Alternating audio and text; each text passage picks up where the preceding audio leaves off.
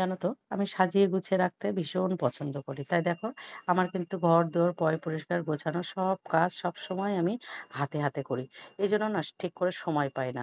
তো এদিকে সন্ধে হয়ে গেছে। তো সারাদিন সেভাবে কাজ-টাজ করে না নিজের জন্য যে একটু সময় বের করব সেই সময়টা হয় না। তো খিদে পেয়ে গেছে। তো ভাবছিলাম যে কি খাবার বানাবো? এদিকে আমার ছেলে বলছে ম্যাম আসবে তো কিছু একটা বানিয়ে দাও। তো ভাবলাম যে তাহলে নিচে গিয়ে দেখতে হবে। আর এদিকে দেখো আমি সব কাজগুলো সেরে বরের জামা আয়রন করে এখানে সবকিছু ঠিকঠাক করে রাখছি। আর এইসব করতে আমাদের হাউসওয়াইফ যারা আছে না, তারা সত্যিই নিজেদেরকে যে কিভাবে ব্যস্ত করে সময় কেটে যায় সারাটা দিন আমরা বুঝতেই পারি না। তো নিচে ফ্রিজে এসে দেখি যে একটু ডিম টোস্ট করে নিই।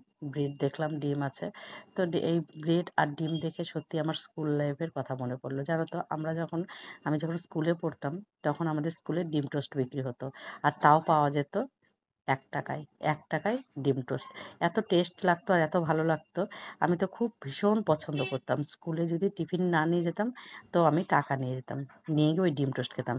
কিন্তু এখন না আর আমার খেতে ইচ্ছা করে না। ডিমকে আমি এখন পছন্দই করি না। ডিম ভালো লাগে না। তো এদিকে দেখো যেহেতু ছেলে খাবে যেন ওর জন্য একটু করছি হলুদ লবণ দিয়ে পেঁয়াজ লঙ্কা ছাড়া। আর আমাদের বালুরঘাটে আমি বিয়ের পরে এসে দেখি এখানে ডিম টোস্ট পাওয়া যায় না। আর ওই স্বাদটা পাই না। যে স্বাদটা আমি স্কুলে পেয়েছিলাম সেটা এখানে পাই না।